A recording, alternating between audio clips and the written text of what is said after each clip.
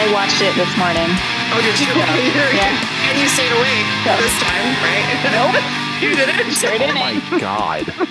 Are you fucking serious? 2 times. I'm serious. I fall fell asleep. asleep on the couch again. I watched this movie 3 times. All right, Oh my God. Hold on. Hello. Welcome to Pot of the Dead. I'm your host, Nicholas, and with me, as always, are the beautiful ladies, Stephanie and Natasha. Hi, guys. Hi. So you fucking fell asleep to this movie 3 times. Yes. I actually, so the first time Drew had watched it, and I woke up in the middle of him watching it after I had already fallen asleep. And then I watched it for homework last week, fell asleep. So I knew I needed to finish it and rewatch it. So I did that today, fell asleep, woke back up, rewound it, finished it. All So right. that's what, four Oh viewings? my gosh. Okay. Yeah. Four viewings for one time through. I don't know if that hits well for this movie if you fell asleep 4 times. that does not bode well for No. what you're going to give this movie, I feel. No, I don't think so either. That's hilarious. Yeah. So anyway, the movie that we watched for this week is The Night House. Came out in 2020, directed by David Bruckner. What are your girls' history with this film prior to watching it? Mine. The funny thing is, one of the taglines is like, "Don't watch before bed," and I was like, it lulled me to sleep multiple times.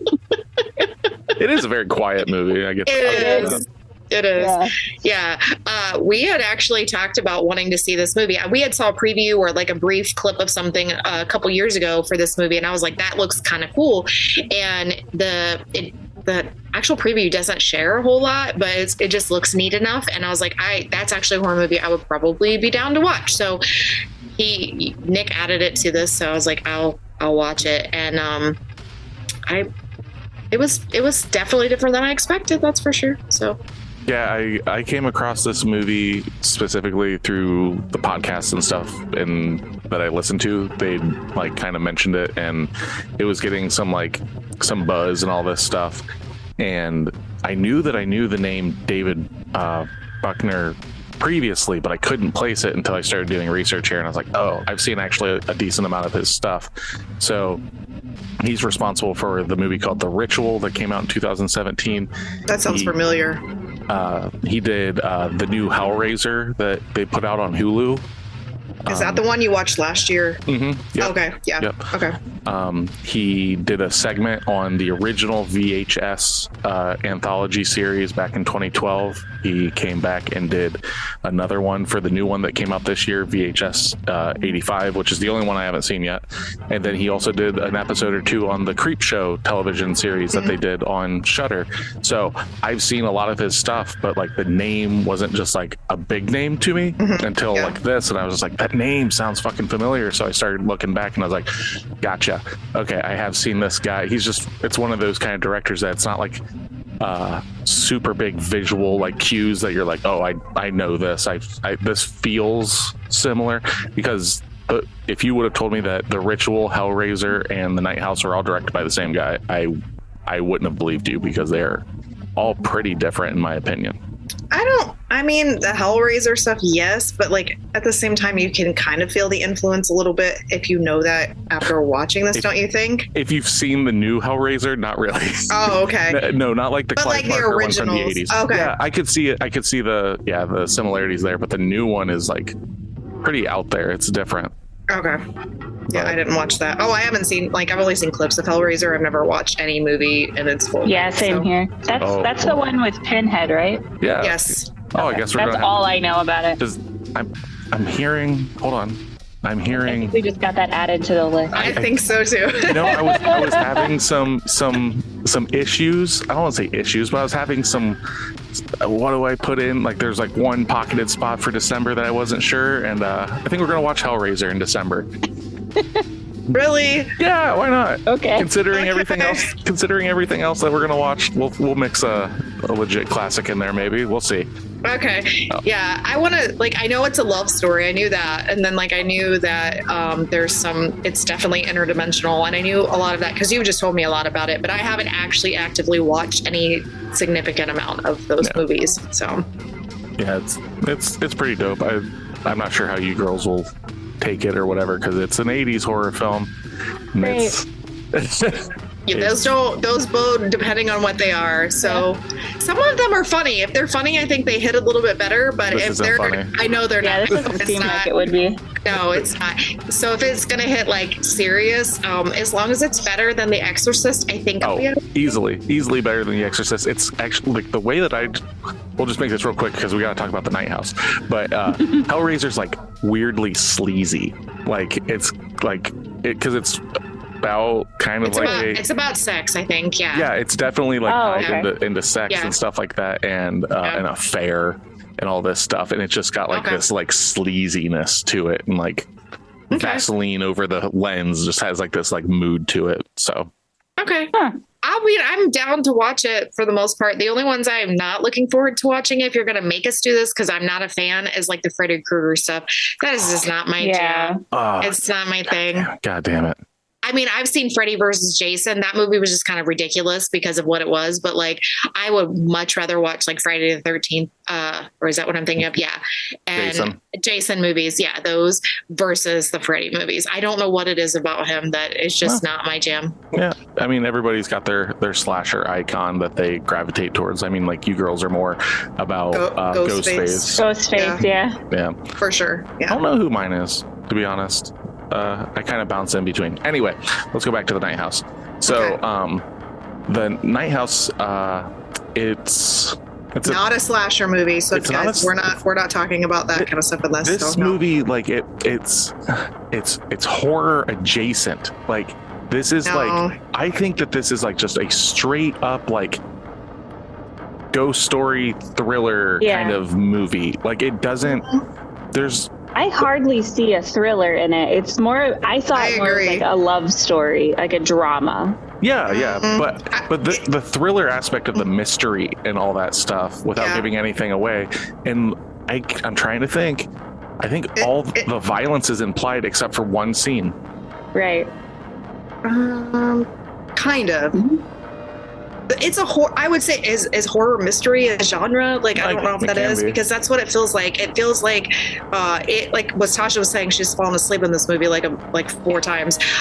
It is a slow paced movie, but I did not find myself bored in any capacity when we watched this. I was riveted through the whole thing, and not in a sense like on the edge of my seat, but just like curious to see how it was going to unfold because it is so different, and I had no idea going in what we were going to be watching. Essentially, yeah. And the funny thing is, so was I. Like, I wanted to know what was going to happen, but I think it was the pacing, the scoring was really quiet. A lot of those things just drifted me off. But, like, and that's why I kept going back. Even if we didn't have to watch it, I still think I would go back to finish it just to see how it played out. Yeah, it definitely. Because I had a lot of questions going into it. Mm-hmm. The reason I like this movie is because of where it ended up going, because like we were going through the movie and I just kept like looking at stuff. I was like, this is what I think's gonna happen, but if they go this other route, I'm gonna fucking hate this movie. Like, but he was right. He was completely right about what was going to happen. So like he was like, this is what's gonna happen, and then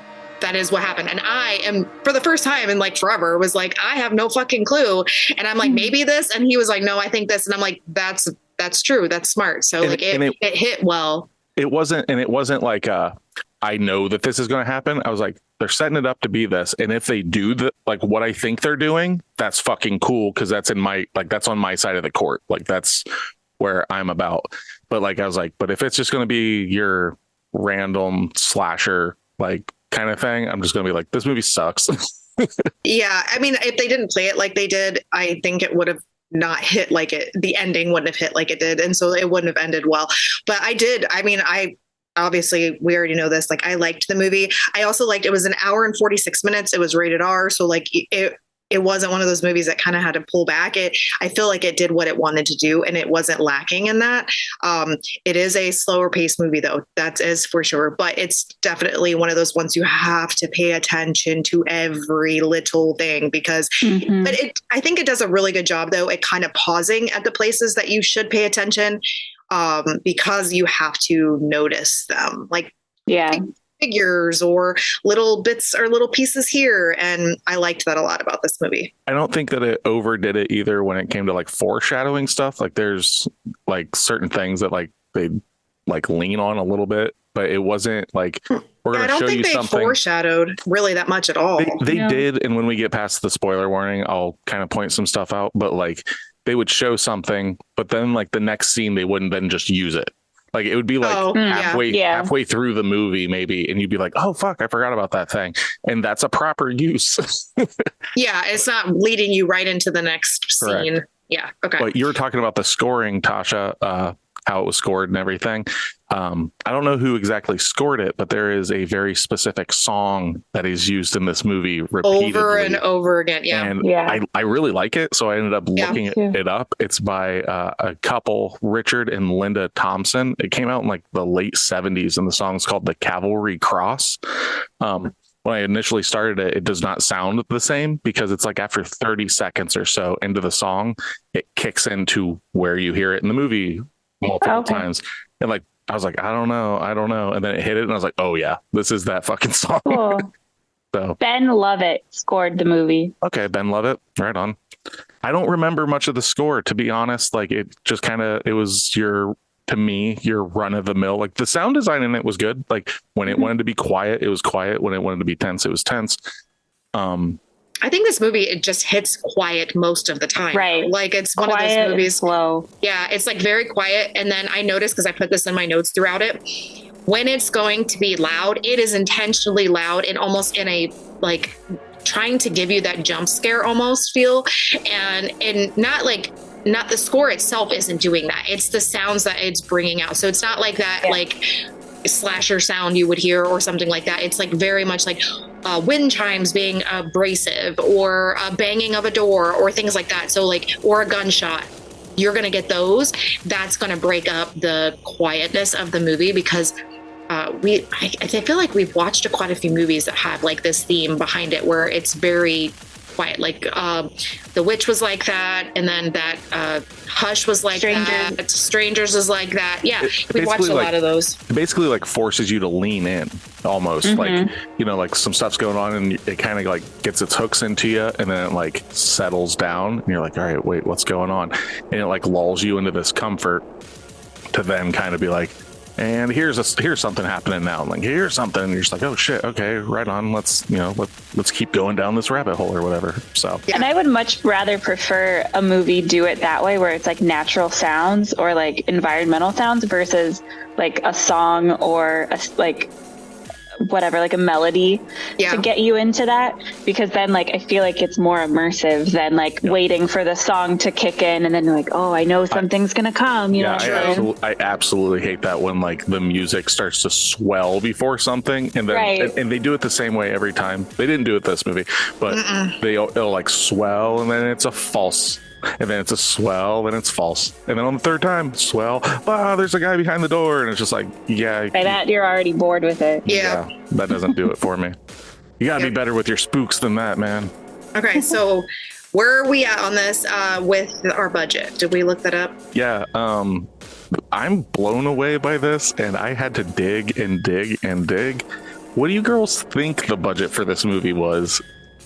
When did it come out? 2020. Yeah. 2020. Ooh. I'm so bad with money. I didn't believe this when I saw it. I had to find it on multiple sources and multiple articles. It wasn't just like readily available on IMDb or anything like that. Okay. So you had to because it was higher than you expected or lower than you expected? Lower. So I'm not 100% sure of the validity of this, but yeah. So. Okay. $10 million. $10 million. I'm going to go, if you're saying it's lower than what it was, and we just watched a movie that was like less than $100,000, I about fell on the floor for that one. I'm going to say $250,000. Okay. So The Void was like $82,000. Yeah, that we know of. Yeah. And this might be playing in the same ball field because everything I found says $50,000. What? I don't understand. What? Everything I saw. That's not possible. There's not with that much camera work. I am looking at it right now. Budget USD 50, comma 000. Did the actors get paid? Like that? I have no fucking clue. Everywhere I looked, that's what it said. 50,000? 50,000. Did somebody forget to put a zero in there somewhere? Right. Maybe, but like I'm saying, like I had to look in different articles where they were like talking about it and stuff because it wasn't listed anywhere, and I ended up finding it on superstarsbio.com. It broke the movie down like each actor and like what they were attached to, all this stuff, and yeah, they say that it's 50 grand. So somebody's hiding money somewhere. Well, that, or they had somebody who does special effects and didn't charge anything, or that's their job and they were part of this movie and they were like, I'm just going to donate my time. Like, I think that's what happened with like The Void. It was a lot of time donation. I'm wondering if that's this, but if you have to think about though, this movie, other than it's weird for me it being so low because of the special effects that they had to add in. But like it takes place in one place. Well, it doesn't really do. I mean, there's a couple other like blips that, you know, she visits, but also wherever. But also another thing though is that we're not thinking about is like a way to offset your budget and stuff is if all the people involved in this are taking a percentage afterwards. Oh, that's true. That doesn't equate into your budget, but I still have a hard time. This is a beautifully shot movie. Like when I saw that, I was like, "There's no fucking way!" Like there's like some camera tricks in here and stuff that I was like really like caught off guard by. That I was like, "What the fuck?" Specifically, some shit with hands that I was pretty interested in. That I was just like, I haven't seen that in a long time, and I thought they did it really well. Yeah, they did. But so on a supposed $50,000 budget, which I have a hard time believing, but I think they're missing a zero, but that's just my opinion. Even if it's 5 million, but like, or 500,000, like I don't see how you can make this movie at 500,000, but who knows? Yeah, I don't know. Maybe it is a back end thing where it's like you're going to get your cut is a higher percentage than you normally would because you're not going to get the payout originally. So because Rebecca Hall is not like a no-name actress either. Yeah. So you would think that like her salary alone would be more than the whole budget. That's how James Wan and like his name's escaping me. The guys that did Saul, like that's how they did it. They took no salary whatsoever. The writer and director and the star, like the writer and the star are the same guy.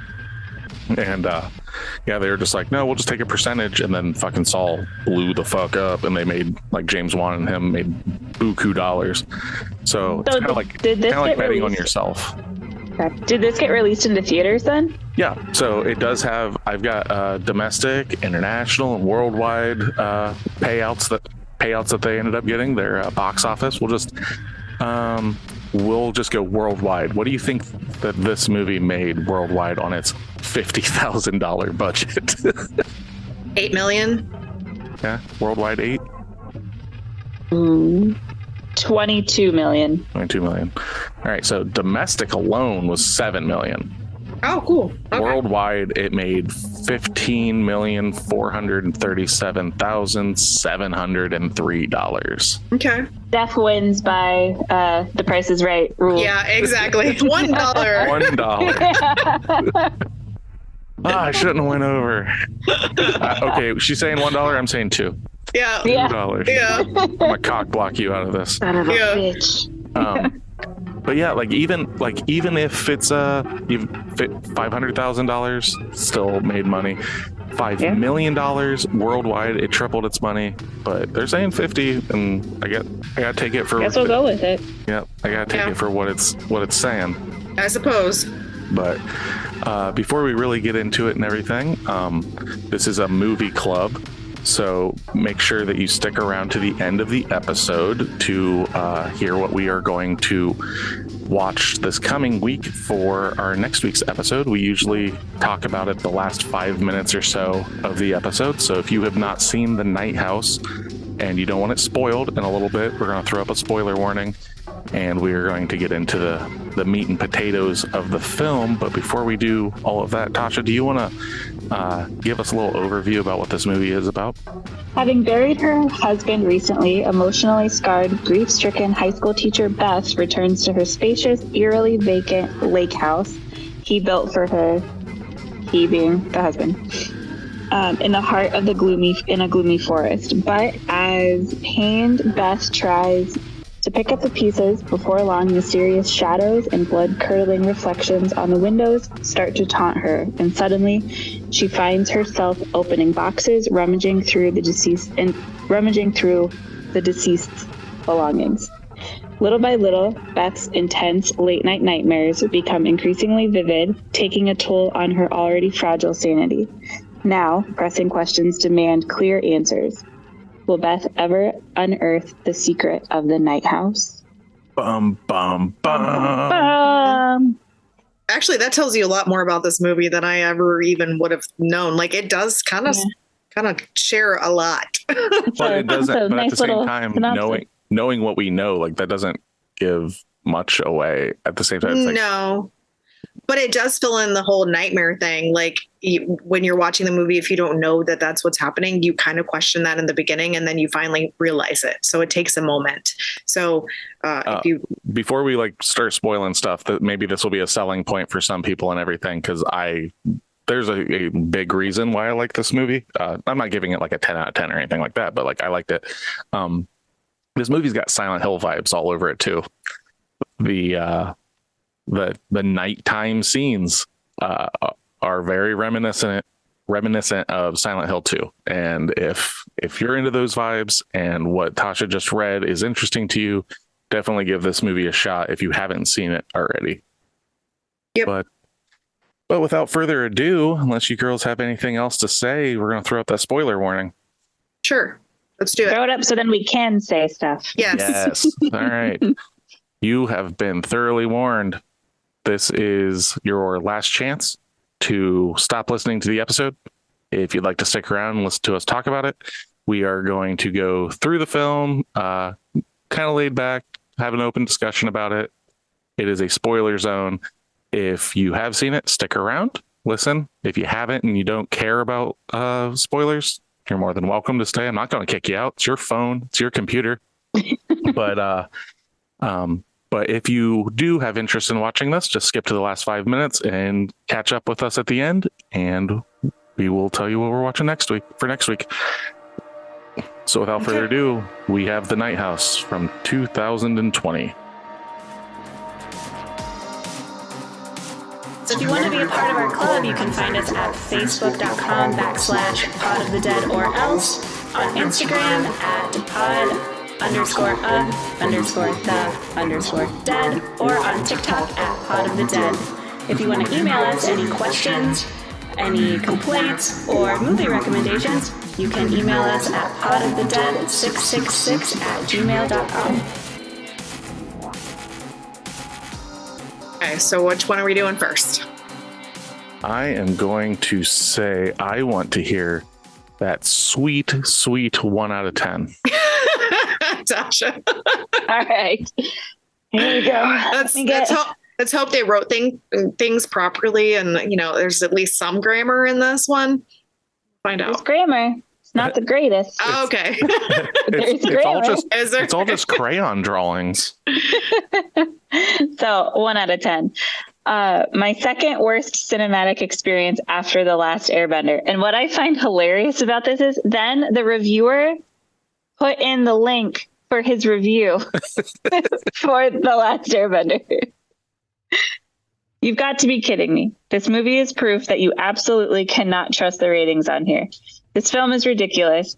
For much of you, may not even be sure what's going on. I will say I don't trust IMDb ratings either, but not necessarily for this scenario. I won't even bother with spoilers or the premise because it was so preposterous, it's not worth mentioning. Suffice to say, it's dark, dreary, and not at all scary unless the odd jump scare and loud noises qualify. Also, everyone is on about the lead, Rebecca Hall.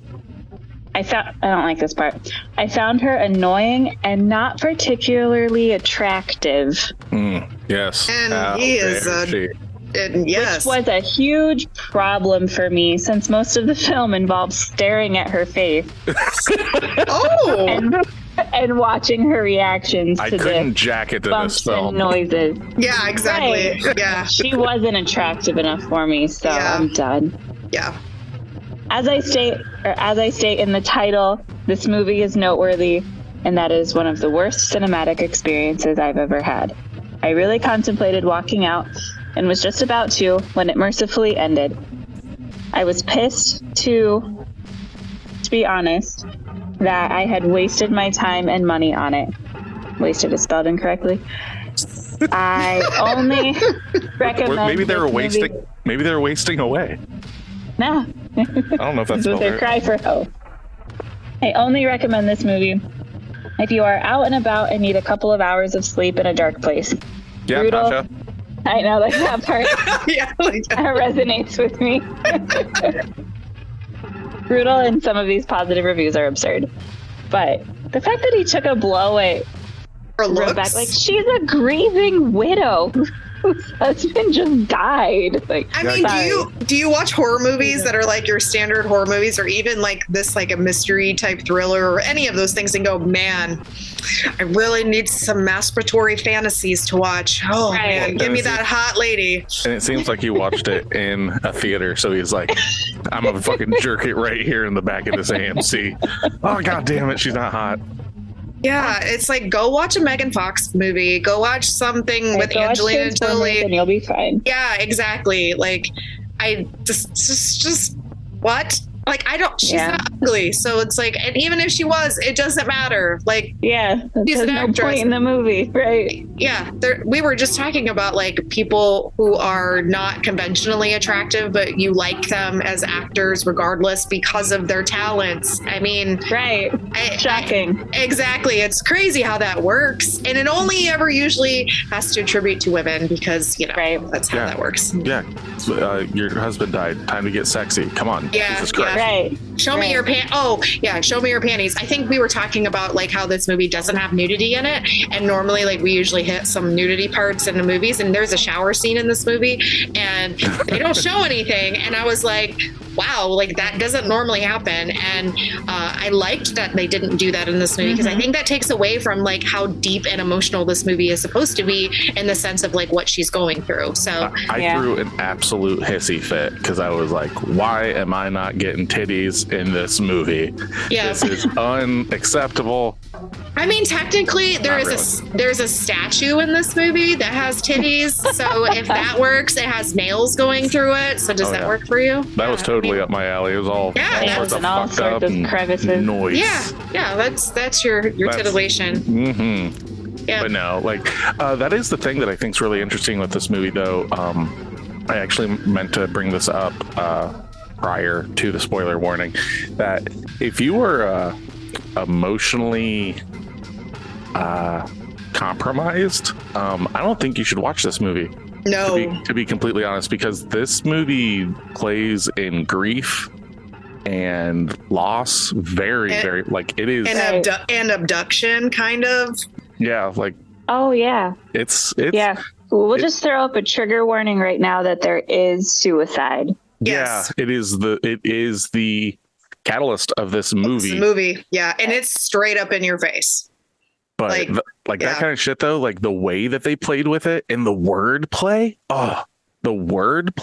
and how they do it is what made this movie for me. So we're in the spoiler territory. We're just doing open conversation. We're not going beat by beat and shit.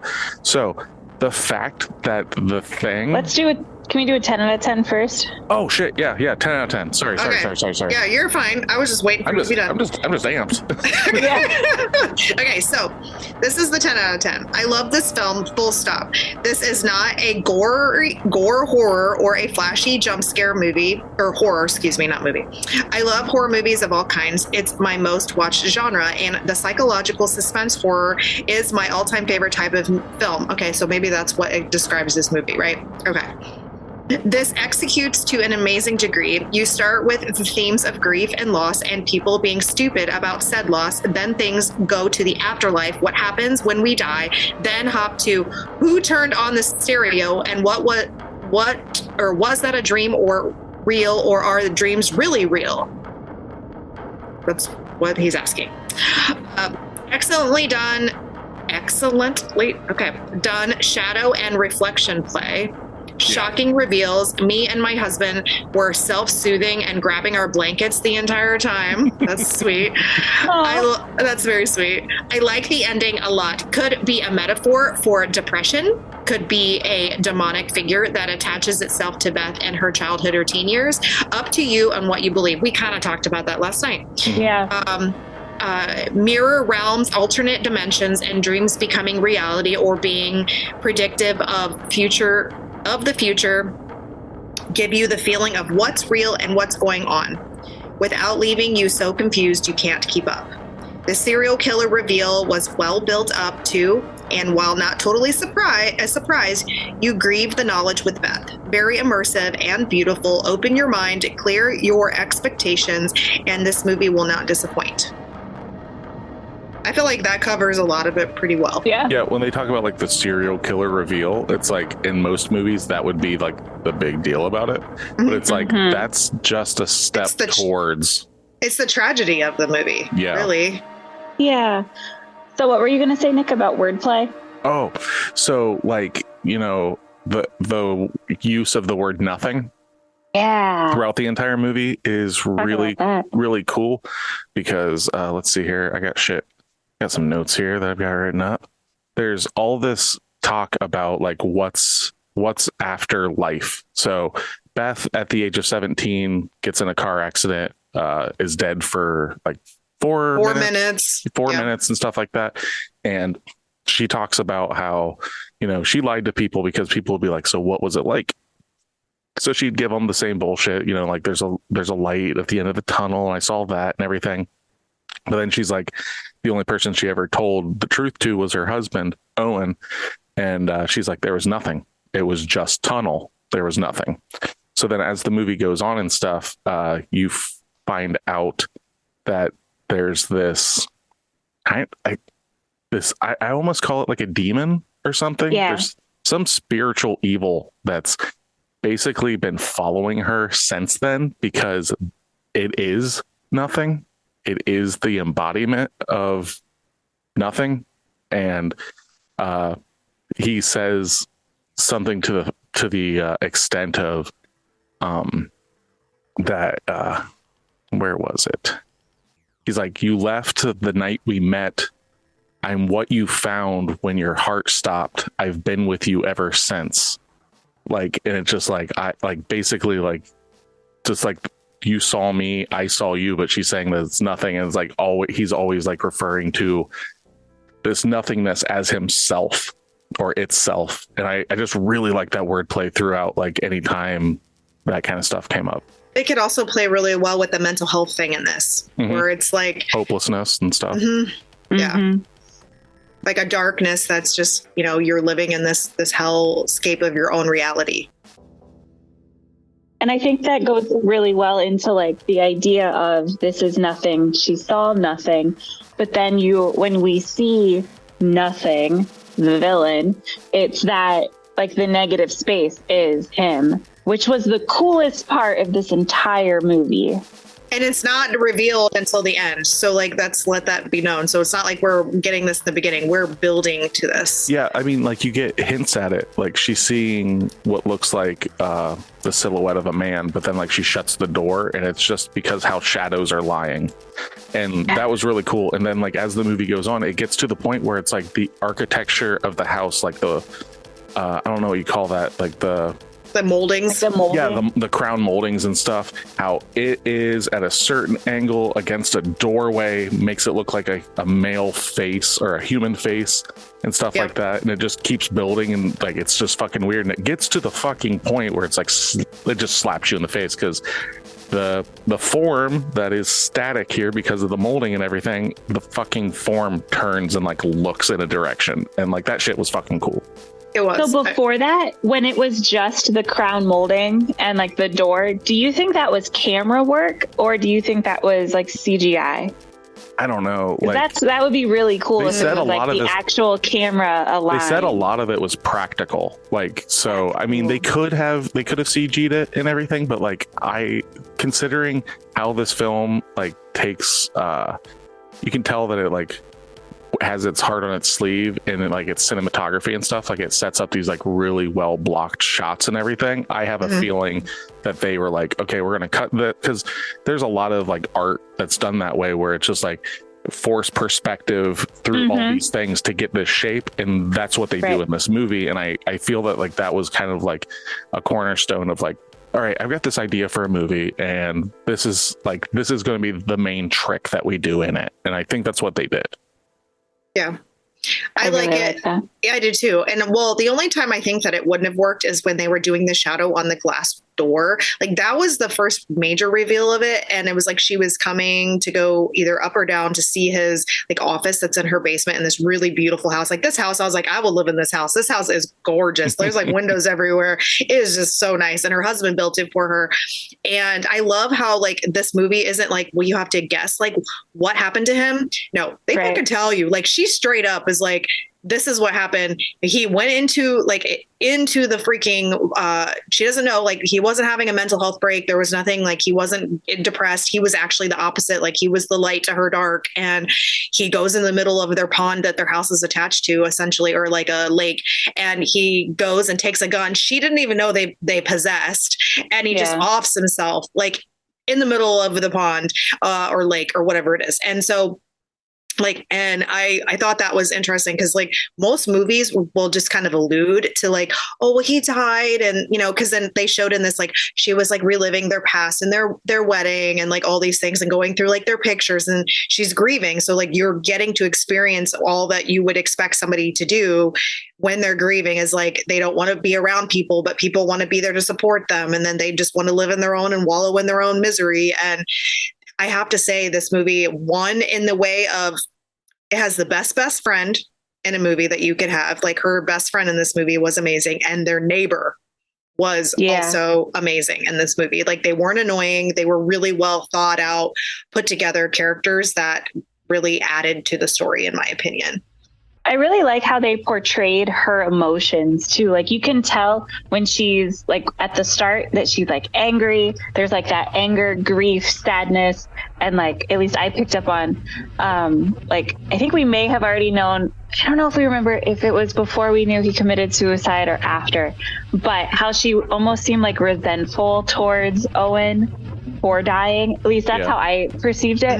And then when you were talking, Steph, about how it just comes right out and says like how he killed himself, I absolutely love that scene with her and the student's mom. Oh yeah. That was one of my favorite scenes. One of the best scenes. Yeah. So she's going like play for play. I was like, I cannot believe this just happened. And Nick and I were talking about this when this movie was playing, because I was like, she goes to work like literally a couple days after her husband dies, and she's going back to do her grading. Now, I wasn't sure if it was like in the beginning when she was doing like this meeting, if it was like high school or if it was college or what. Likewise. We kind of realized it was probably high school at some point, you know, after she's in her room. And then the mom just like kind of welcomes herself in and is like, you should know why I'm here. And like the attitude behind this, I'm like, and then, well, my son got a C in your class because you didn't let him do this. And she's like, well, I had a personal thing happen, so I couldn't, like, you know, and I was like, okay. And she's like, well, his thing's personal too. And then she just fucking slaps this lady down. Well, my husband, he fucking killed himself. And I was like, boom. Like, and she's so matter of fact about it. She is. In the mouth. Pow. Yeah. It wasn't even like he killed himself. It's like, so my husband shot himself in the head the other day, and you know that's why I couldn't. So it's like, so. And how then the mom apologized, and she was like, "Oh, so you want an A? Okay, an A." Yeah, you're here no. Here, we'll make this a B. Oh, the B wasn't good enough. An A. I don't care. She's like, "Oh, no, that's not what I want." Okay, a B then. Fucking like, it was literally like, get the fuck out of my face. Rebecca Hall is such an incredible actress. And that right there shows it. Yeah, exactly. Like she's in there and this woman's like trying to put this teacher in her place, like she knows better. Mm-hmm. And then the teacher's just like literally, not literally, but like figuratively punches her in the mouth with the truth. And like, right. Love that. And like, I think this is a good play on like when you in real life, when people are having like moments and you're at stores and you're dealing with, say you're having a shitty day and you're out to eat and your waitress messes something up, right? And instead of like having empathy and understanding that, you know, we all have shit we're going through. You don't know what this person's going through. You can have some compassion there and try to have some patience and be like, well, maybe they're having a day. Maybe this is what's going on. And this is a very good example of that on a, like the nth degree of where like, well, my son deserves a better grade because you weren't there to do this. And then she's like, no, I'm going to show you what this is really about. And I loved how she handled it because I told Nick, I was like, I would do the same thing. I would have been like, fine, you want to be, take a fucking B, go away. Like, I don't want to deal with it. It doesn't matter in the grand scheme of things. It really doesn't. My husband just blew his brains out. Like, I don't care if your son is an A or a B, like realistically. So I liked that part. Mm-hmm. Yeah, the two, like the only scene in this movie that I had a problem with, because like I really like that scene and everything. The only scene that I really had a big problem with, and Steph didn't agree with me about it, was when they go out to the bar for drinks after, I think it was like later that evening or whatever. Mm-hmm. I was like, because I like the best friend and everything, but like in this scene, all of the friends in this are just the fucking like, I've got something. It's like they're the nosiest, like unfucking I can't even remember what there's I wrote. Like no compassion there. There's no empathy. I think they asked like dumb questions. Stupid questions. Yeah, just like asked, some like, of the, I think like how he died, if he left a letter. Yeah, that was the one. It was like, did he leave a letter? And I was just like, are you fucking serious? And when the guy was like, are you sure you had no idea? Yeah, I was just like really? You didn't know? Oh my God. You don't do that. But I didn't agree with Nick. It's only because I have an actual experience where we lost somebody to suicide and it was abrupt. We did know there was mental health issues associated with it, but that is the kind of questions that you like instantly when you hear that they kill themselves, you kind of have that like, well, why did they do it? Did you not know about it? Did they leave a note? Like all of these things that go in your head. Like, I feel like that's very logical thing that you're going to run to. And instead of having compassion and being like, well, I probably shouldn't say the shit. They're drinking, shooting the shit. And they're like, well, we really want to know these things because in general, everybody wants to know these things when somebody kills themselves. So they're just doing this. Ask it. No, you don't. It's none of your fucking business. Right. That's the part that irritated me because of course you're curious, but that person's curiosity doesn't trump having to explain that as the person dealing with it. While watching the movie, just my thought. While watching the movie, I wrote legit nosiest, insensitive fucking friends. But then this scene though is also a big scene because this is when you actually get the suicide note that she keeps in her purse. I mean, that's with blood on it. Like that was legit. Yeah. And it says it's very simple. There's no names. There's no nothing. It just says you were right. There is nothing. Nothing is after you. You are safe now. And that's the shit. Like until the end of the movie, like that wordplay where it's like there is nothing, and it's like, oh, that's depressing. You know, nothing is after you, and it's like, does it mean like after you're alive there's nothing? And then it's like you are safe now. It's like, what the fuck does that mean with like what's going on? But like when you know that nothing is an entity, it's like you're right. There is nothing. There is a thing called nothing. Yeah, and it is after you. But whatever I've done has now made you safe.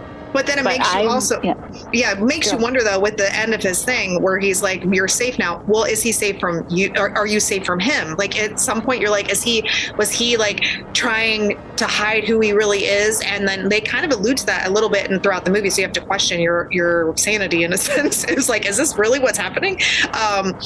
With that part with his, like I don't want to say, I guess it doesn't really matter with our spoiler warnings, but like you wonder if he's like gonna hurt her and now he's killed himself because he's worried he's going to hurt her. So yeah, I think that's exactly what it is. Like he's trying to trick nothing throughout this whole movie. Yeah, he is. But I mean, like, what I'm saying is, like, when you're watching this, you don't know that that's what she's talking about. You think that he just killed himself because he's a bad guy. And then you kind of still think throughout the movie that he's a bad guy. And then the end, he ends up being literally the most tragic character in this entire movie. Yeah, because they even get to the point where she ends up meeting. So like throughout the movie, if you're here, you've more than likely seen it. You end up finding out like he's got all these pictures of all these women that look like her and all this stuff, and she starts tracking down this one at a bookshop and everything, gets talking to her and everything, and finds out that there's it's not an affair, but it's like attempt, like it's like right there, like there was a kiss and everything that had happened, but he's taking these women back to this house, the other house that's across the lake, which we haven't even gotten into that stuff. And he's fucking killing these women because at the end of the day, what he's actually doing is he's killing these women because that's what Nothing wants. Nothing wants Beth dead and back to her. So Nothing has been whispering in Owen's ear to kill Beth.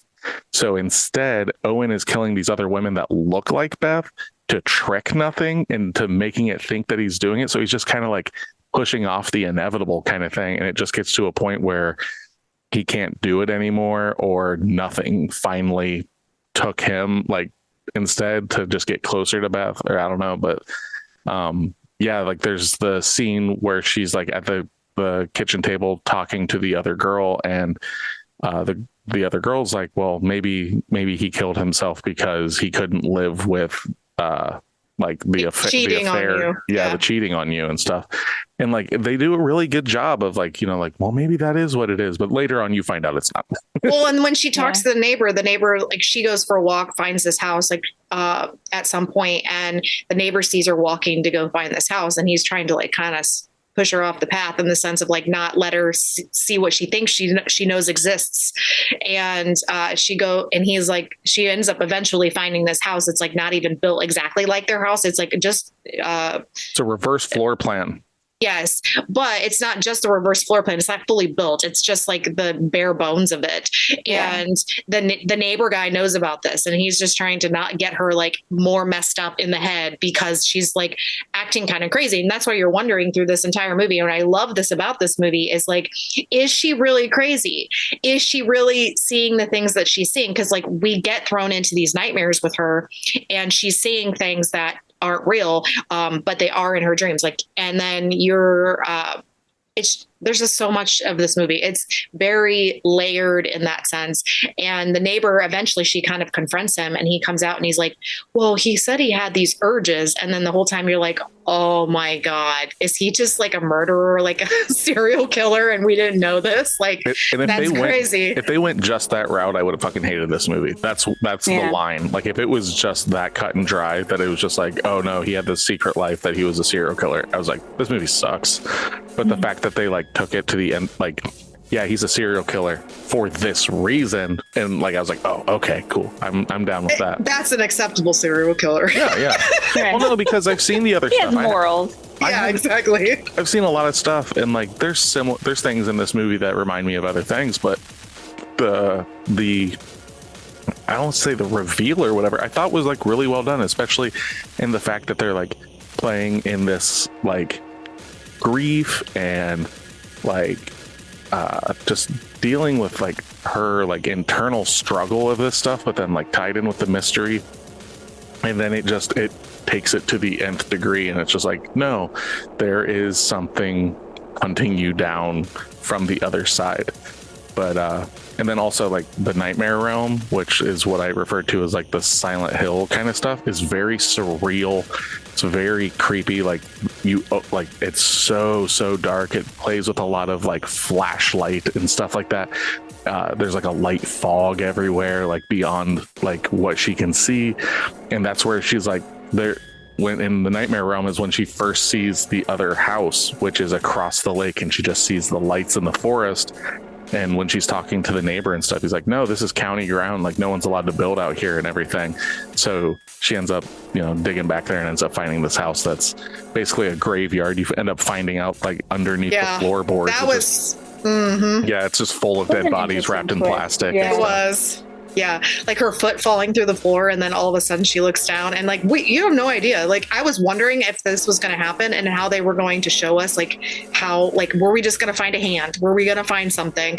And then because the one girl, when she came to visit, I was like, oh, well, he didn't kill her, so maybe this isn't really a thing. Like, he had all these pictures. Maybe these were just the women he was having an affair with. And then it turns into the neighbor being like, well, he has these urges, and I'm like, oh shit. And then it kind of just keeps playing into that, like, that feeling. And then, you know, maybe he couldn't live with himself anymore because he was a murderer and now she's safe. Well, yeah, he kind of is that. But what did you guys feel about the books? Like, that is kind of what tips you into the, like, paranormal, like, outside of normal reality realm, just of understanding. And I was curious as to what you guys thought about the books. I wish they would have delved more into it, because that part was really interesting to me. I wanted to know more about, like, the deity. So I did some, or like the statue, I guess, probably not a deity. So I dug some more into that. And then I made sure to read the screenshot of what she was actually reading.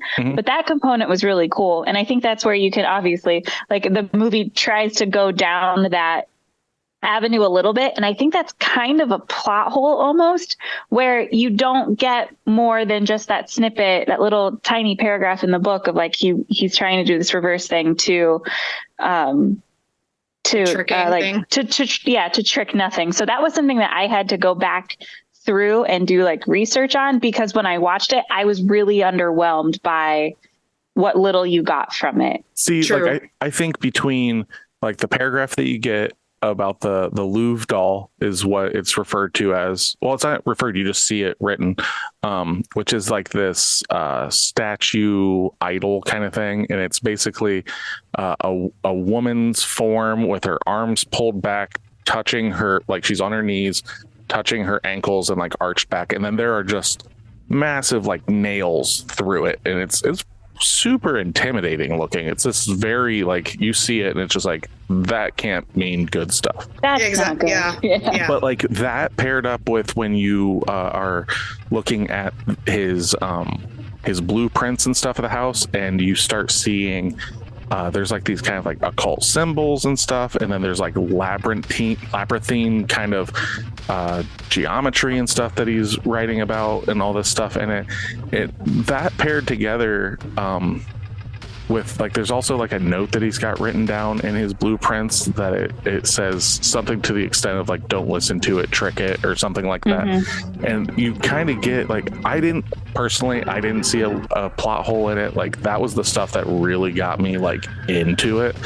And the fact that, like, so how I looked at it was, like, he's getting these urges and stuff, so he starts reaching out over time, because he starts sleepwalking 2 years after they moved into this house. That's when all this shit, I think, starts, and they've been living there somewhere up close to 10 years, it seems. So he's had 10 years of dealing with this stuff and to research and everything, that I think that kind of, it's not like it just happened yesterday. He's been, like, going through, like, going probably, like, churches, like, this is what's going on. They're like, pray. So he prays and it doesn't work. So he's, like, gets to this point where he ends up finding this bookshop in, like, Ithaca, New York or whatever. And they've got, like, these occult books and shit. And he finds out about these dark, like, forces and how to try and trick them and throw them off the path. So he's like, fuck it, I'll just try to do that. And personally, I think that's all they needed to do. But I mean, if you wanted more meat on the bone, I suppose. But I did. And then I wonder, like, so what you said about it happened a couple of years after the house was built. So he had the plans for the house. I might just start talking and not making any sense, but, like, he had the plans for the house, but then also had the reverse plans. Did he build the house to throw off this villain, or did he build the house and then the villain came? Because it's alluded to that nothing is with Beth since she was younger. So nothing was with Beth before she met Owen. What does the house have to do with it other than to throw? I don't think the house has anything to do with it. What I think it is that nothing has been trying to get at Beth, trying to get her back in some way. After they got married, after the 2 years that they had been married at this house and stuff, nothing came to the conclusion that I'm going to start whispering to this guy, and maybe this is how we're going to do it. Because that's like some of like in the later bit of the movie, like when you are confronted with it, he flat out, like nothing in Owen's form, straight up tells her, it's like, I went to your husband and whispered in his ear over and over. He sent them instead. He tricked me for a while. That's so right. Yeah. like all that kind of stuff is like and it's in her husband's voice, like, and the reveal, oh my god, my favorite part of the movie is she keeps thinking that this ghostly thing that is in the house is her husband. So like she's asleep at night and the radio kicks on, like playing this song that I'd mentioned earlier, the Cavalry Cross song. And it starts the same way every time. It's like 30-second mark, boom, it hits. It's kind of like this folky rock song, and it happens, and like they don't really talk about, like, it seems like maybe this was their song or something, but like it keeps coming on. So she starts going like, like thinking that the house is haunted with Owen's ghost, that he's trying to tell her something. So she's like hunting down this ghost. She's hunting down this, and talking to him, and gets to the point, to the point where like she's basically like confronted with him and reaches out and is able to touch his form, but he's invisible, and you see like her fingertips pressing against nothing. I love that. And they kind of embrace in like what's almost like a kiss and something like that. It was weird. It was, but it was cool the way that it was filmed. And then she like touches it. It's like, is this real? Like, and everything. And she's like, is it you, Owen? And then you just hear this voice and goes, no. I know, that was the best thing. I was just like, oh. I was like, holy shit. So violated for her. I know. Well, and then you got assaulted by a ghost. Yeah. Well, and then, like she was supposedly in the dreamlike state. She was supposed to seeing text messages and stuff. And so like, that technically wasn't him sending them. So like she's carrying on like this whole, she's going to see this other, like she's in the, I don't even know what did you call it, honey? Like the nightmare realm. Okay. Well, that's what I'll refer to it as, because I can never think of like a word to use for this. The other world, the upside down. It's just the upside down. Yeah. But the other realm. Okay. So when she goes to visit that other house, when she sees it across the water, and she sees all these women's in this house that looks exactly like hers, but backwards. Even the numbers on the front of the house are backwards, which I fucking loved that. So it was like in reverse. I was really happy that was there. Yeah. Yeah, it was neat. And you see all these women in the windows, and like their different storylines essentially. So I'm wondering if that's not how some of them died. And like, cause you see like, it's a lot of like fighting, or not like, it's obviously not bloody or anything, but you kind of, they're fighting upstairs with one of the women that looks like her but isn't her, and I loved that. And you wonder, and this is where I was like, is this the guy, like the nothing guy, like portraying in her dreams like what happened, or is she dreaming of what her husband really did? Like, I don't know, like we're living in this different like nightmare realm, so what really is this? What are we really seeing? Or is she really just having weird nightmares? Yeah. What's the point? Is it like her unconscious projecting like this kind of stuff? Or like, but like once you are confronted with it later on and stuff, when you find out it is another thing and everything, when she's getting drugged through the house and all this stuff, I think you're actually seeing what Owen did. Like Owen did these horrible things. He murdered these women to satiate this nothing to save the one he loves, which is, like you said, a very tragic, sad, like it is. He's a horrible person, but at the same time, I mean, he's horrible to the other families. Yeah. I mean, but it comes down to what matters to you most. And he's like, I know what matters to me most, and I know what I'm going to do to make sure that that's okay. And I can say that a lot of us are kind of like that in our own ways. So literally doing whatever it takes to protect the one he loves. Yeah. I mean, can you imagine though, like being in his shoes in this entire freaking storyline of being like, hey, of course.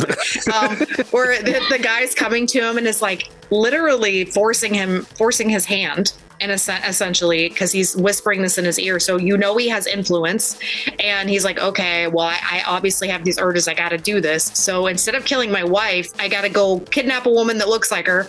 And then I got to do these really horrible things. And then I have to live with myself. Yeah. Yeah. Well, because like in like you see the extent of the influence too, because they talk about like how, you know, Owen had sleepwalking and stuff like that going on, and then Beth basically starts having that stuff. Like when she's like in the other realm, she keeps waking up in weird places and stuff, and it gets to the point where she is on the same boat that Owen killed himself on, talking to Owen, but it's Owen's form, but it is clearly like, it's not even like hidden. It is nothing talking to her, and it's telling her to kill herself to come to him. Like there's not like come to nothing. Like there's nothing here. Like there's no reason to live there. Everything that you loved is gone. Just come to me. And that's the extent of it. Like, so we can believe with the information given to us that this is the kind of hell that Owen was going through in some sense of this thing. So it was just this weight that was on him, and he's doing everything he could to protect her, and to no avail. I know. And that's what's sad. The other question is, and this is, I want your guys' opinion. So what was the purpose of the two women we see? She goes outside after she wakes up or whatever. She's not really awake, but we're assuming she's awake. And she goes outside. There was like wind chimes or something. And then there's two women running through her yard. And then there's two of them. And you see them at first, and they're like partially clothed. And then they jump off the cliff. So she goes and looks, and then there's obviously nothing, because we already are well aware that like that we're in this other realm. But like, what's the purpose of that? I know we realize that it's these other women at some point and blah, blah, blah, but what's other than her falling off a mountain? I think everything that is killed by the nothing or for the nothing is like its spirit or whatever is trapped there and like consistently hunted by it. So okay. I think they're legitimately running from it. And so this is like this isn't just like a weird reality where she's imagining it. This is the reality and the upside down, essentially. Correct. I think it's in between like consciousness and unconsciousness. Like it's because the dream world, because they talk about like sleep paralysis and stuff like that. Like when the mind is awake, but the body's asleep, and vice versa and stuff like that. And it's just kind of in this weird veil. And that's why I refer to it as like the nightmare realm, because I feel that it's not necessarily. It's almost like the astral projection thing in a weird way. Like it's not that it's here, and it's not that it's a different dimension. It's just like this other place where the nothing, it's like in wherever you go when you die, or like right before you get like the tunnel, the limbo. Yeah. Like it's there almost. Okay. And that's so kind of how I saw trapped their souls there, and now he's requiring them to relive the tragedy of their deaths over and over and over again. That's what it kind of feels like. But is it punishment because of it's not her, and so like he's not letting them go, or is this how he feeds? I just think it's evil. I think it's just pure evil. Like I don't think it's any like legitimate reasoning for it other than it has these things and it's going to torture. Like it's evil personified almost. Like so we're believing this is a demon itself and not the devil.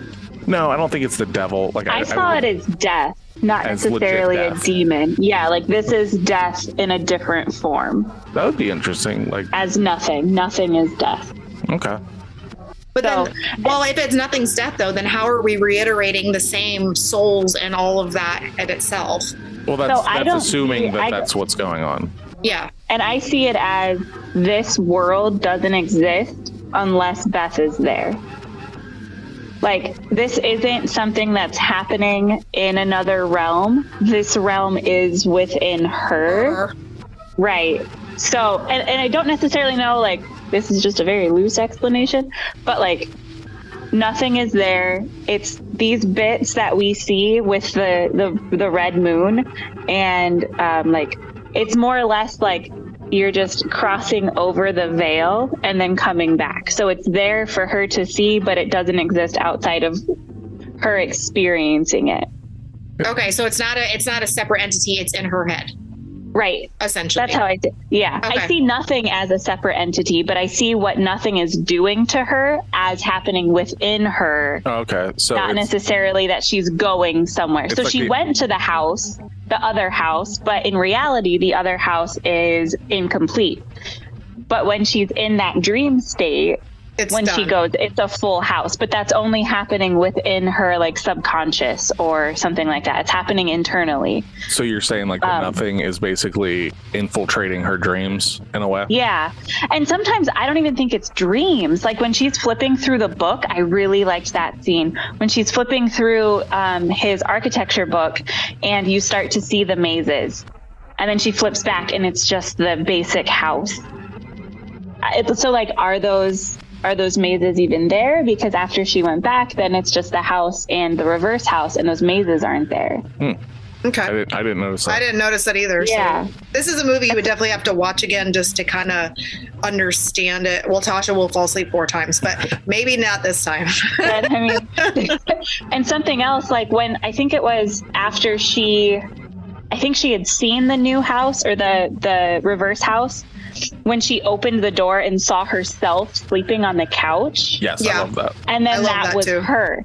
So like, I don't think it's dreams. I think it's very much in the sense of like The Secret Window, where or like Shutter Island or something like that, where you're crossing over, but it's all happening internally. It's not actually there. It's not a demon acting on you. It's not tangible. Another realm. Okay. Right. Okay. Right. Yeah, that's interesting. Yeah. It definitely has a lot to think about in this movie, because it doesn't, as much as it explains, it does a lot like in like vague undertones and stuff like that. And I like that. And then also like the mood, like I said, it's got like that Silent Hill kind of ooky spooky vibe going on. Yeah, I had something I was going to say. It must not be that important. But yeah, like, okay, so you get all the architecture stuff going on early. Once the fucking curtain has been pulled back and you find out that it's the nothing, from the never ending story, it's that fucking wolf, the nothing. I didn't know that this was a sequel to it. Who knew? But it gets to a point where like it's just doorways and everything. It's just this form, and it's just so imposing. And the only way you ever see it is in Owen's like form. Realistically, everything else is shadows and silhouetted doorways and everything. So you never actually see it. Like what because it's that's supposed its form. Yeah. It's nothing. It's nothing. Yeah, it's the absence of something. I know, and I fucking love that. That's what it is. Yeah, I agree. Especially like you mentioned the doorways, like when that like she's in the house and it's when she's seeing Owen like killing everybody, and then like she gets like attacked or whatever, and then that long doorway. Yeah. That happened. That one took me a second to realize like the form of him or it, whatever. Yeah. That was really cool. That was very well done. Yeah, because like the hallway extends and you just see like the entirety of the hallway is like that, like a bust, like the head and shoulders of something, and you're like, what the fuck? I was instantly at that point, I was like, yes, this is cool. For all of that stuff though, like it is a slow paced movie. It's not going to be for everyone, you know, all that stuff. I would love to see this movie again though. Like it's you have to go into it and definitely, I think it's going to be an Easter egg movie. So it's like you watch it the first time not knowing anything, going in the second time and being like, oh no, I see that now. Like my thing is like, okay, we have these footprints coming up on the dock, right? And they're like muddy, like it's come out of the water, and then they disappear, but then they're there, and then they disappear like a variety of times throughout the movie. And I'm like, okay. And then one time we see the boat and it's covered in plastic with blood, and then then she blinks, and then the boat's back to normal with like the cover over it. So like it's a lot of like, she's not sleeping at this time, so obviously she's switching between something going on in her head. So like, and that's where with the reviewer who said it, that you kind of wonder if this is a mental break at the same point in this movie, because it's like you know that the neighbor does, you know, tell her that he has these urges that he's talked to him about, and then you do see, which I think is real, like I don't think that she's imagining this, the body's under the floor, but everything else, it could just be a mental break. You don't know. Like we're assuming that her husband really is all these things and that nothing really is there, but her husband could have just been a serial killer. Yeah, definitely. I mean, realistically, and she's just finding her own weird way to cope with that, and by doing all this other fucked up stuff that her brain's creating for her. and she's going into like psychotic mode and to deal with her husband killing himself. Up until it says no, that it's not Owen, you don't know what to believe. You still don't know that now because she could still be in her head in a fake reality, still thinking that she's talking to her husband. And then the husband's like, and then finally her brain's like, no, this isn't him. And her brain could be having the psychotic break because then that's the other things that happen, like the smashing the head against the window. You don't know that it was this entity. It could have been her doing it herself. Like all of these pieces could actually not really be existing. Like Tasha was saying, it could be in her own mental healthscape. And then she goes out onto the boat and we think that she's living like her friend sees like reality. She sees all this stuff talking to this guy. We don't know that's real. We just know that it's in her head. So reality is her husband really genuinely could just be a serial killer. No, and I refuse to believe that. Nope. But I'm not, well, they try to paint it like it's not in this, but the reality is it really could be though. Yeah. Yeah. Like this definitely, like you can watch this movie and come up with like 3 different you could, or whatever. And that's what I like about this. I think it's brilliant. For me, the movie is only good for if it is what I think it is, because the other ones I just don't think are that interesting. Yeah. But I think it's really easy to bounce back and forth too. Yeah. There's a website that I found called thisisbarry.com, and they do a really good job of breaking apart the 2 explanations, one being paranormal, one being mental health. And they meld so beautifully together. Like it's so easy to see how it could be both, how nothing is this entity or how nothing is this void that suicidal ideations can come from. Yep. So like the void of the hole that is left after Owen has left. Right. Kind of, yeah. And yeah, so maybe Owen, like Steph said, maybe Owen was a serial killer. He had these urges. He had these like, who knows what. And when what's his name? When the neighbor said that, I thought he meant he just had these urges to like cheat on his wife. It didn't even dawn on me until the bodies were there that it was like these urges to kill people. And maybe he was like a ritualistic sacrifice guy. So, and that's what brought in like the body with all the nails and stuff.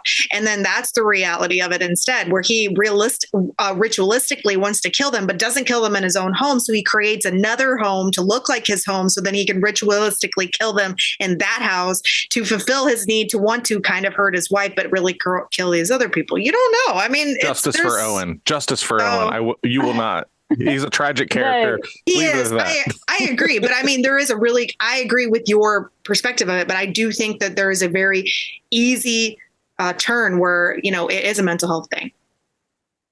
I was reading that because I read more into that entity, and it mentioned like that was like you were supposed to bind them that way to sacrifice the gift to like this deity, the spirit, whatever. And one of the reasons why nothing became so attached to Beth or finally was able to like sink its teeth into Beth was she brought that figure into her home. So that mixed with her grief, nothing was able to grab on and start like doing its bidding with her, which I thought was really cool. Like I would have missed that had I not done some digging. Well, I noticed that. I figured that was the case when they brought it into the house because I was like, I can't believe she fucking brought that home. I'm like, that's always a no. You don't do that. So when I saw that, I was like, okay, we're not bringing it home. Yeah, like why? Let's keep this in my house so I can stare at it from the place that my husband killed all these women. Like, what the fuck? It's kind of like the poltergeist thing where it's like you move the headstones, but you didn't move the bodies. It's just like you bring it. Like it's just this is bad juju, man. Yeah, it is. And I mean, and her whole house is like tore apart as she's trying to understand all of this stuff. And I understand like she wants to see this so she can like pull for reference, but at the same time it's like, yeah, no thanks.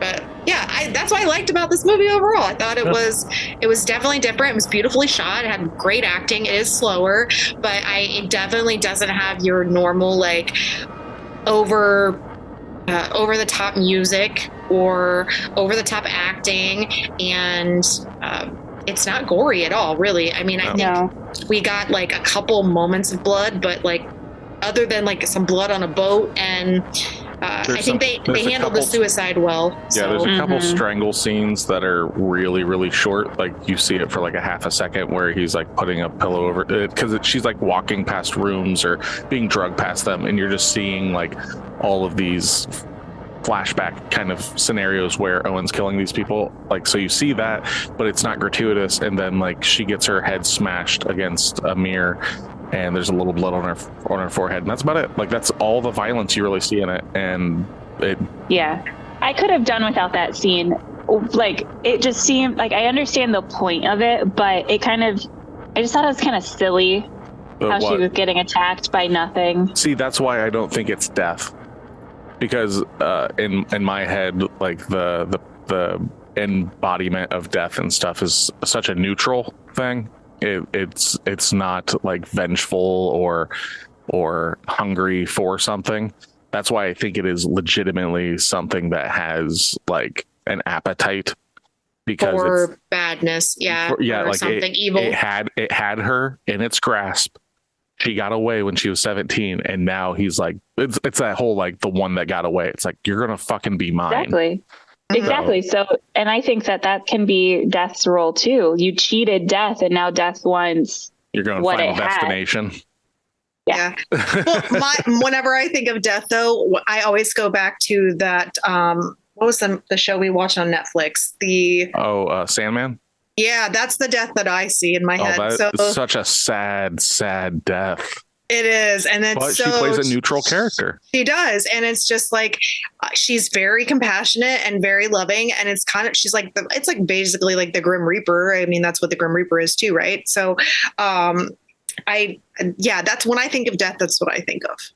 I don't think of a bad guy. I always think of the woman that I saw on the Sandman show. Yeah, like that was fucking great. If you haven't seen the show's awesome. Yeah, if you haven't seen Sandman, I highly suggest it. It is. We should beautiful rewatch dark that. Fantasy. Yeah, I'm down for it. It's incredible. Yeah. Have you seen it, Tasha? No, I haven't. It's by Neil Gaiman, the guy that wrote Coraline, and he wrote a fuck ton of stuff. But it's so good. Like, it's beautiful. It's like it was a comic book series in the 90s. Okay. But I think so what did you guys think about the ending? Like the very, very end. Oh, like is it still there? Yeah. And then what happens from that point on? Because I still think it's there, because clearly you can still see nothing in the shadow. It goes one of two ways in my head. Like either if it's supernatural, it's super sad because it's forever it's going to be hunting you down. But also if you go with the whole mental health and stuff like that, that's the whole thing of the embodiment of grief that you hear a lot. Like do you ever get over it? And it's like, no, it just gets easier, but it'll always be there. And so that's, I 100% agree with, like, they play with that, but I refuse to believe that it is a solely grief kind of thing. I think there is something there, because that makes it more tragic. Yeah. It makes it a more interesting narrative for me. Cause if it's just like grief, I've seen so many movies that are like, you've got Hereditary, you've got The Babadook, like there's a lot of movies that do this, and I just kind of like wore out on that. So I like that they used grief, but I like to think that nothing is like, well, because she's grieving, she's easier prey. Yeah. As far as a movie goes, I like the idea of nothing being a thing. As far as like taking something from the movie, I like having that like mental health, depression spin to it. So you can like find I don't want to say find meaning necessarily, but there's something that sticks instead of it being like this entity that will always be following. It kind of makes it superficial. Yeah. So having this possible like undertone explanation, I think is really cool. How you can see it from face value as this entity, or going a little deeper, you can take the metaphorical route of this is depression and grief and how you can cope with it over time. Yeah. Yeah, I agree. I mean, the ending of it, if it's the grief thing, her friends there, her neighbors there, they're there to support her and love her and help her get through whatever. And if it's not, then she's basically fucked. I mean, it's like, and that's the end of the movie, because I was just like, okay, is this where we're ending it? And like, I liked that it ended where it did. I felt like it covered all of our bases. Like she, you know, in the sense of like, we got to experience what we needed to experience, but it doesn't really tie all up the loose ends. So like, it's kind of like you have to infer whatever you believe while watching this. And I can definitely be in the middle, and I agree that it could be one thing, it could be the other, but that's, I think overall the best part about this movie is that you can take whatever you want from this, and it really gives you a good sense of what grief could look like to somebody, especially in this situation with somebody committing suicide, and also, and then the outside entity piece. So one last question before we really give like our review of it and stuff. Do you feel like how they did this movie and everything, I've seen some light rumblings of a sequel, is that of any interest? No. Even if it wasn't Beth and it was just a completely different story but using this? No. Okay. I don't like it because because of all of the little twists that are in this, the wordplay of nothing, things like that. All of that's already established. Yeah. So all of the bits that I found interesting would be lost. Yeah. It would just be a continuation. I mean, if they're going to give you more of an understanding if this really is an entity, and they're kind of confirming that instead of this being a grief thing, and they're giving you a different person, a different storyline, maybe not suicide, something else, I think they could do an interesting twist on it, but I don't think it would be successful in any way, because you just gave away all your hat tricks. Yeah, it's one of those things where it's not necessary because it does what it does well, and we don't need every question answered. Yeah, not every horror movie or movie in general needs a sequel or more than one. I mean, sometimes one is the best, and then you're just basically trying to milk an audience for something that's unnecessary. Right. I would 100% agree with that. I'm not a huge fan in most cases. Yeah, but I'm not in most like genres. The second one is usually the worst. Whoa. Not in Lord of the Rings. Not in Aliens. Not in Terminator. I'm thinking more of books, but like if you're reading a trilogy, the second one, in my opinion, is usually boring. It starts off strong, I think it depends, and it wraps it up at the end. So the second one is kind of, in some cases, unless it's like already implied that there will be a sequel, like a loose end, or like it's a cliffhanger at the end of the first movie where you're already geared up for a second one. A lot of times I'm fine with just a standalone book or movie. It's all neatly wrapped. We get to take what we want with it and we can go. Agreed. The second one is kind of like beating a dead horse in some cases. Ooh, I love that. I'm a big fan of beating dead horses. But okay, so like that being said, with how you guys view a sequel possibility and stuff, do you think this movie would be better if there at the end we didn't see a silhouette at all? I like the silhouette. Do you? Mm-hmm. Because it kind of gives you don't care? No. Yeah. I like it from two aspects, because if you're looking at it from the mental health standpoint of it, it's like where Mel was like, there's nothing out there, and she's like, I know. So more wordplay than I like. Yeah, exactly. So looking at it that way, if you're looking at it from the mental health standpoint, it's almost like an exchange of hope. Like nothing is still there. It's there, but I'm here and it'll be okay. I know it's there. I acknowledge its existence, but I can still live and move forward. Yeah. Or if you look at it from like Nick's main perspective of like the supernatural component of it, then it's really like ominous almost. Like there's nothing. I know it's still coming for me. Yeah. So it's that tiger in the cage.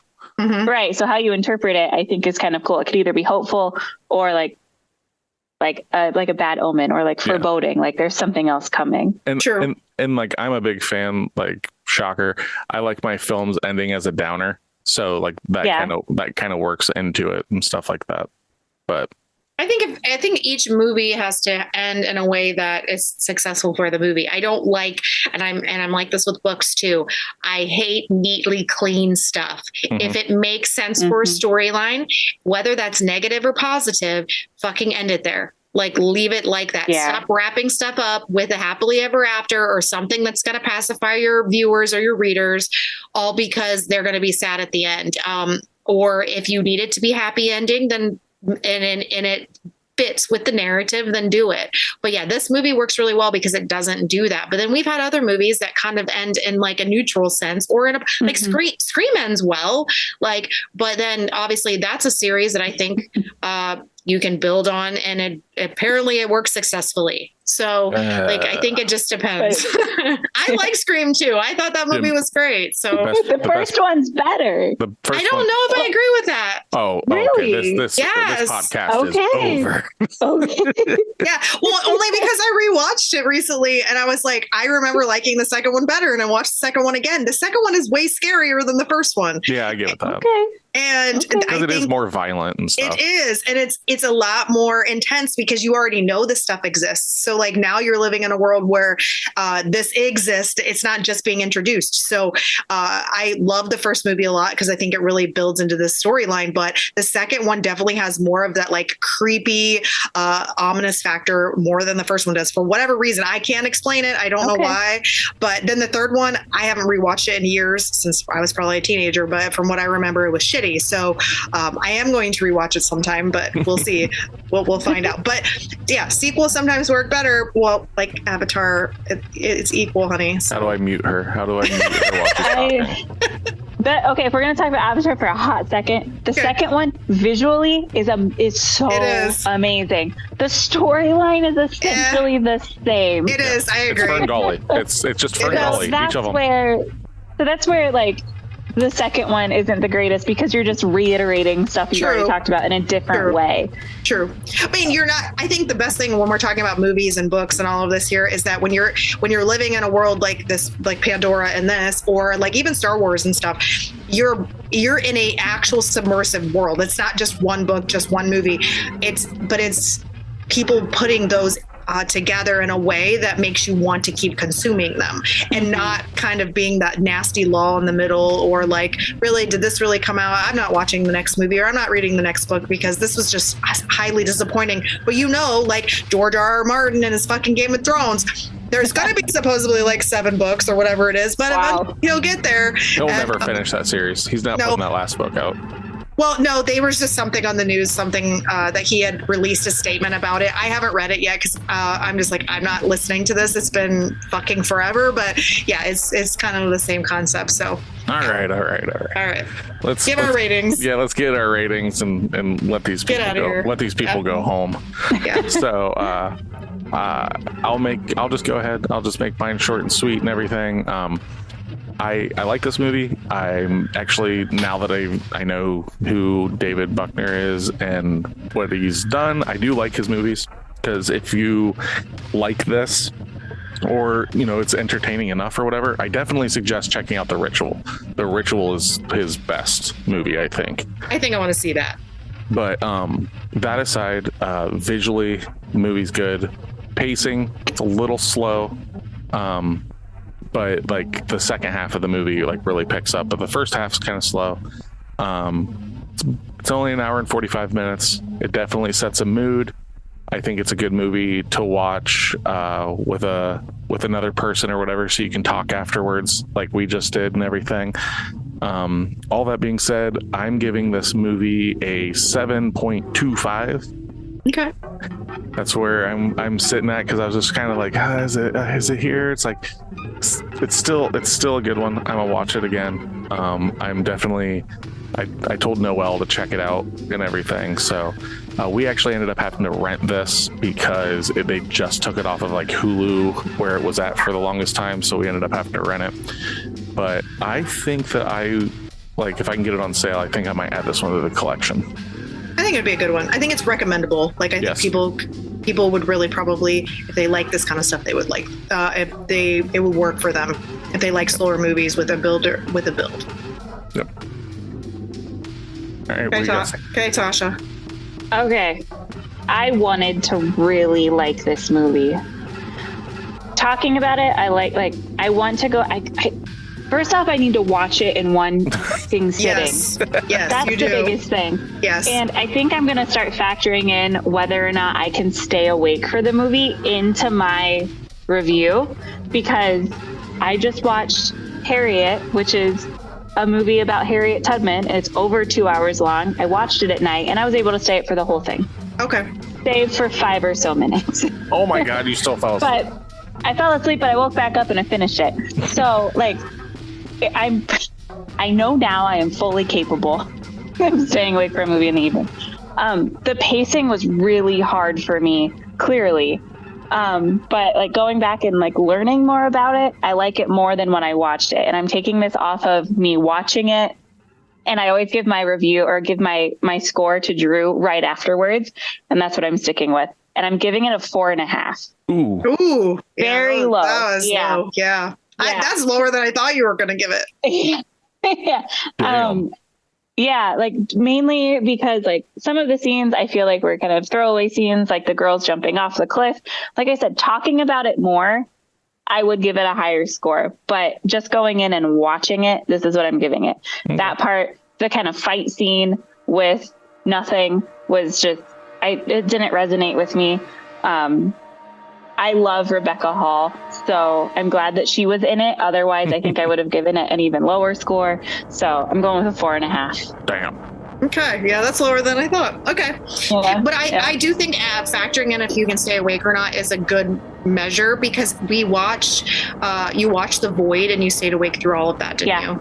Yeah, so obviously that movie definitely kept your attention. And that movie does have a few smaller, like, not very slow bits, but it has a few moments. And, like, yeah, that makes sense. So I think and to not only fall asleep, like, once, I fell asleep in the middle of the day watching it. Yeah.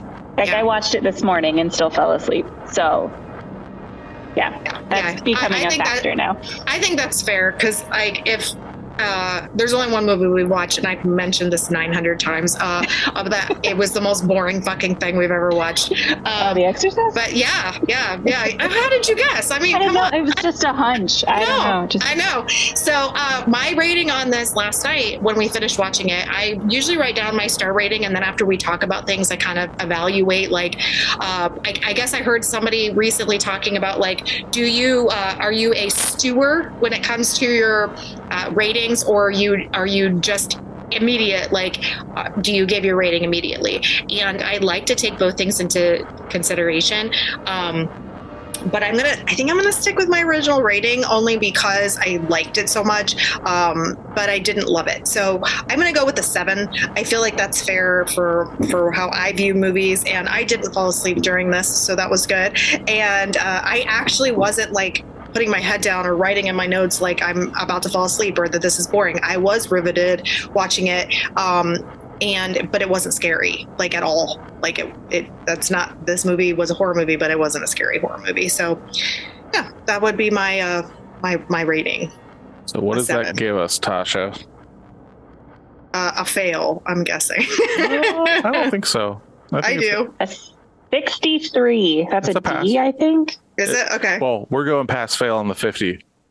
Oh, is that what we're doing now? Yeah, that's how I look at it. It's like, okay. It's a, like, pass fail. So it's a 6 good out of movie. 10. Yeah, it's a good movie. Once you cross that 75, that's where it's like, whether this is your taste, whether it's your taste or not, like, you have to watch that. But this one, it's not going to be for everyone. But, like, I think you'll get more hits than misses for this movie. I agree. I'm curious to see if our children watch this, and if they do, if they're going to be like, this was the dumbest thing we've ever watched and I fell asleep, or if they're like, man, that was so good. I have a feeling, because they're teenagers, they're going to be like, I didn't get it. It was boring. It was boring. Where were the tits? Yeah. I was promised tits, damn it. I know. All right. So movie club time. So, hey, how's it going? Welcome to Movie Club. How you doing? I hope your holidays have been good. You know, right now we're ramping up towards Christmas. This is I believe what are you doing? Well, shut up and you'll hear. I believe he's long-winded, Tasha. I believe Yeah, I believe this comes out like the first week of December. So we're going to be ramping up into the holiday spirit. And because of that, oh my God, it's almost like this was a fucking segue, Tasha.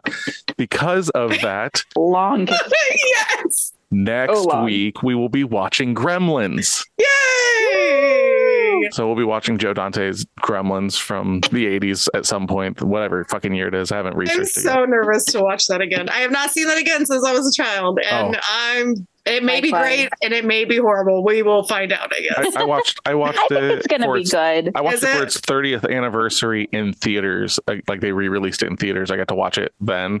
So I already know. I've seen this movie a shit ton. So it's one of those, I grew up watching it a lot. So it used to scare the shit out of me as a kid. So I'm like, I am so nervous to watch it I'm not gonna be scared now, obviously. Like, ooh, no, I'm not gonna be scared. I just don't remember ever being scared. So I don't know what it was. I don't know. I never thought of it as a horror film. Like it's one of those things. And then people are just apparently like, I did. Film. Yeah, people are like, it's a holiday horror film. Like, since fucking when? Like I've never seen it, but it is. So guess what? Is it because of the Gremlins? Yeah, well, because they look like Gremlins. Well, people are getting attacked and like there's blood and stuff, and not the Gremlins. The Mogwai. Gizmo. Yeah. Gizmo the Mogwai is the Gremlins. Yeah. Oh my God. Spike. I mean, Spike was cool. Yeah. He was cool. He's cool. He's got a leather jacket and a moped. I mean, fuck. He's a cool guy. You know, if Spike talks to me, right, I might let him bed me after prom. Who knows? So. And on that note, for Pot of the Dead, I'm Nicholas. I'm Stephanie. I'm Natasha. Come back and listen to us, or else.